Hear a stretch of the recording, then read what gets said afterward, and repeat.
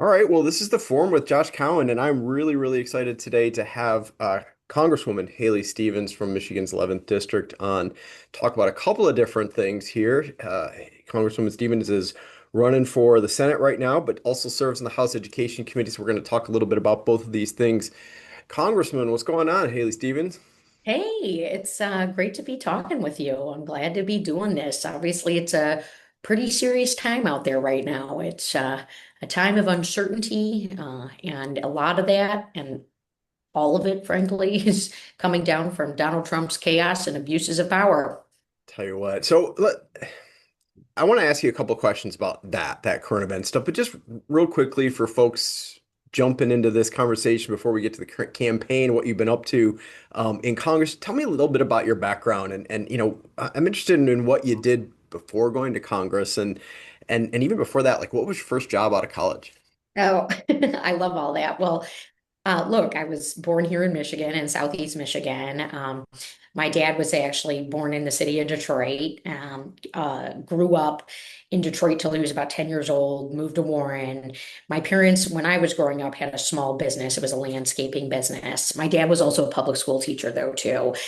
So I just grew up around really hardworking parents who wanted to give us the best, late 20th century life that they could. And look, I grew up just seeing all that, and that kind of motivated my approach to public service and how I started getting involved in government and political campaigns. It was just about working really hard. But you did ask about one of my first jobs. I think it was out of college, but I have a really, really good first job when I was in high school that I Like, think viewers would love to hear. I worked at Blockbuster Video. no kidding. Remember that? Yep, I worked there. I didn't last too long. It was like a late summer job. But I went through their training program, and yeah, that Blockbuster Video is long gone now.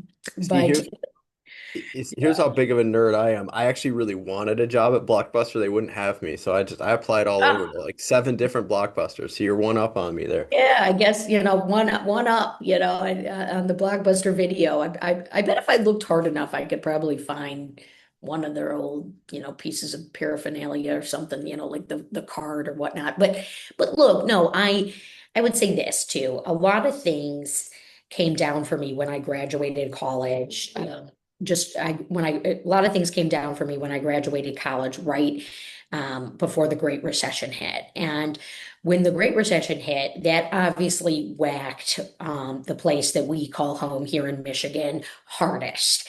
And so the question for me became, how can I help Michigan? I thought about going and working at a car dealership, but I had also been working on the Obama campaign and was kind of right there as he was getting ready to transition into office. And I heard that they were going to do something with the auto industry. And so I put up my hand, just kind of right place, right time. Steve Ratner was going to be tapped for that. And Steve needed a chief of staff. I'm pretty sure my thick Midwestern accent just convinced him that I would do a great job. And I was the person from Michigan on that team, taking those phone calls, getting everything set up, making the wheels turn. And it was unbelievable. And obviously, we made it through that tough time. But man, oh man, was that an example of good federal policy making, meeting the moment for who we are as Michiganders. 100%. Okay, so then you ran for Congress and you've been in Congress for 6, 7 years. You're actually you're running to leave a seat that would probably be considered pretty safe. Um, what or at least you'd be heavily favored to win. So, like, walk me through a little bit about this process. So, tell me one reason you decided to jump into a Senate race, and then maybe tell me one reason that, you maybe thought maybe I should stay in the House. Well, I will tell you this because I have a feeling that some of your viewers are younger people who are looking forward to a life of making big decisions. One piece of advice I have on that front is when you make a decision, don't look back. Don't talk about the alternative.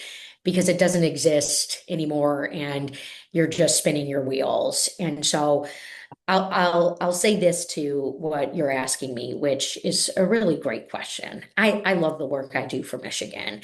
I am so grateful and honored and humbled to be in my fourth term in the United States House of Representatives, fighting for us, being recognized as the most effective Democrat for Michigan in the Congress, the most effective Democrat for science and tech issues, actually, alongside Gary Peters in the Senate. Not clear what the California folks are doing, but Gary and I are writing bills and getting them passed. So, that works. But look, when I ran for Congress, I flipped a seat. And very similarly to when I worked on the auto rescue, I saw Michigan needing something and I wanted to run at it. So I held Michigan's 11th district, 2018, 2020. The district now is redrawn. It is a different district. And you're right, it tends to be, more of what they call a safer seat for Democrats. And I love the work that I do on the Science Committee and on the Education and Labor Committee, which I know we're going to talk about. But last year, when a fully paralyzed veteran, reached out to me through a mutual friend, asking if he was still going to get his benefit check because he saw Elon Musk prancing around a stage with a chainsaw, that really broke me. And it just jarred me. And I thought, now is not the time in Michigan to be comfortable and to have comfortable leadership. Now is the time to step up and to fight back. And I can tell you that I am doing more today, serving in the House of Representatives, running for a statewide role to serve Michigan in the United States Senate and to offer ideas and solutions to some of these challenges that we are facing. Mike Rogers, who, I know you're familiar with him, but he's made it really clear what his priorities are. And I'm writing a love letter to Michigan. Mike Rogers, he wants to rubber stamp Donald Trump. I'm out here saying I want to work to lower your costs. Mike Rogers is saying, hey, let's keep the Gordie Howe Bridge permanently closed. And go along with these erratic tariffs at every turn. I mean, give me a break. This isn't working for Michigan, and our manufacturing sector is paying a price. And as someone who, is in a big race that's still going to be playing out, and there's a lot of different polls, given the day of the week that it is. But every single poll shows the same thing, which is that I am in the best and strongest position to go and beat Mike Rogers and continue to stand up for Michigan at the lawmaking table, to continue to make sure that we have, a good, strong auto industry with good federal policies around it, that we have an enshrined 21st century labor movement, and that consumers are getting relief around these gas prices, these utility bills, the healthcare costs, and of course, the cost of food. Let me ask you, I've had quite a number of different candidates on. I really appreciate the time you're giving different members of Congress, a couple of your colleagues. I'll be honest, and I'm not trying to subtweet anyone or troll anyone, but I am losing track of all of the litmus tests that we kind of have in the Democratic Party for different candidates and processes. I just which PACs we can take money from, which donations are okay, which leaders we're going to vote for if we get into the chamber. I'm not trying to be a jerk. I can't keep track of all of it. So I want to ask you not a litmus test question. I just actually want to ask you how do you think about all of these problems and questions when it comes to campaign donations, when it comes to potential leadership votes down the line in whichever chamber, just in terms of your own values and what you want to watch out for when you make decisions about this kind of stuff? Yeah. So look, next year, we're going to reorganize government. We're going to see, elections happen and a new legislative session of Congress. And there is a lot of speculation about Democratic leadership.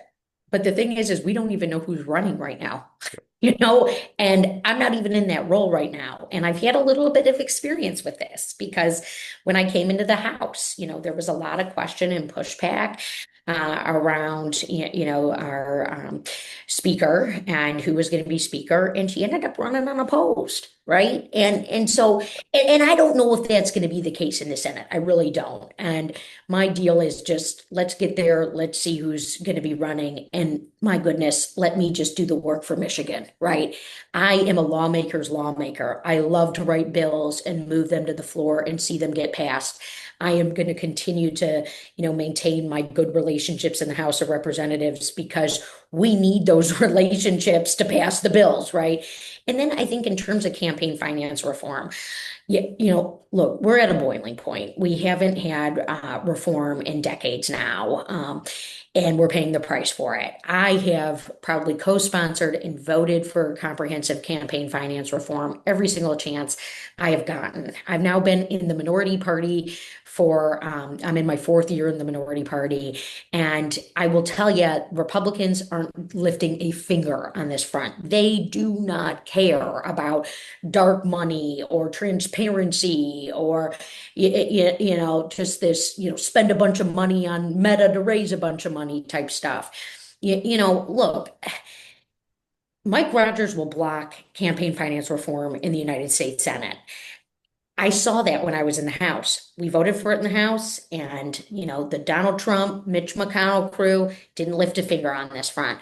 We've got to reform. And so this is why, I've got an A grading from the leading campaign finance reform organization and Citizens United. I fundraise very similarly to how Gary Peters and Debbie Stabenow have. I'm really proud to have Debbie Stabenow's endorsement in this race, which came a couple of weeks ago and has been really quite transformative. And I remain very deeply committed to my non-millionaire status, in this race right now, and and getting campaign finance reform done, and being of the people, for the people, and by the people. You mentioned considering yourself a lawmaker, and one of the committees that you're doing a lot of work on is the Education Committee. I have a lot of, as you mentioned, a lot of folks listening here, reading this in the education world. Last week, you grilled Linda McMahon. Thank you for doing that. What's one big issue that's come up in your time on the committee that you'd like folks to know about? Maybe they don't know much about, maybe they know a lot about. Like what's something that's come up to you on the education committee you want to talk about? Well, one issue that I've really taken up and have led around has been the full funding for special education. There's a member of Congress who has the pen on the bill. His name is Jared Huffman. He came into Congress before me, so I co-sponsor Jared's bill to fully fund special education. But what I've also done has been very deep back here in Michigan, working with Sean McCann, who runs the K through 12 Alliance, working very closely with our heads of county school-wide systems, our head of Oakland schools, Wayne Risa.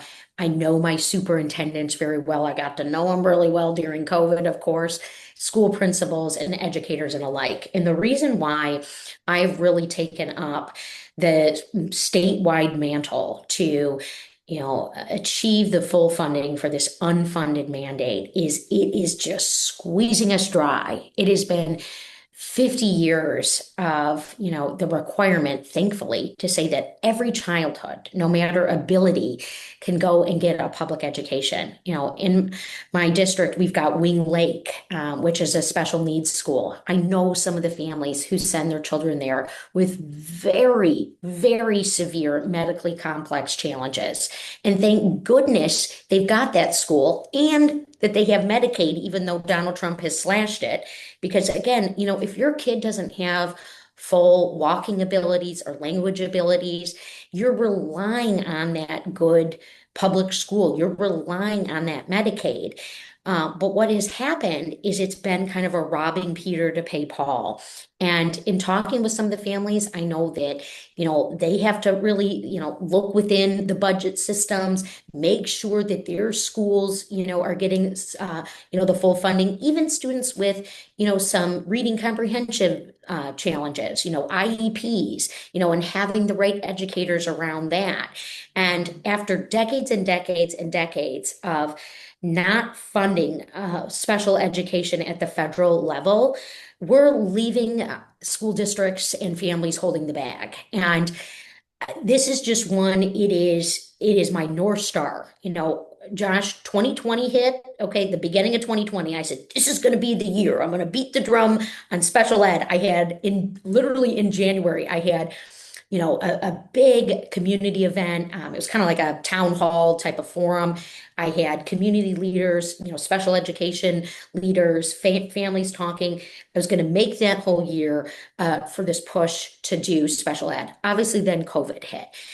During the previous presidential administration, comprehensive information that I was sharing with the administration on the need to do this. And, even how I think when you mirror good policy making with the political, which sometimes, ties into, how we campaign or how we communicate with voters, I'm out here talking about this. I have made this a part of what I do because I really believe in these children and their parents, and we owe it to them. We really do. So I'll stop because I could go on, and there's other things I've worked on, particularly around addressing the Teacher Shortages Act, the very frustrating reality that they have completely gutted the Department of Education. We don't have an Office of Civil Rights, on and on. I mentioned my dad briefly. He taught public school, in Detroit. For the last 15 years of his career. He was first grade. He was at Bethune Elementary School in Pontiac the day Martin Luther King Jr. was murdered. He was a student teacher. He was part of that Jonathan Kozol desegregation, equal access movement on education. So this has just been a policy issue that, I, just all around want to take up and continue to lead on in the United States Senate. And you better believe me when I say I'm going to do that, I Awesome. will. I know we're gonna bump up against the clock here. Well, just a couple quick questions left. I last week I had Amanda Littman on from Run for Something. We talked a little bit about sort of federal education and all this stuff, and you mentioned the Department of Ed.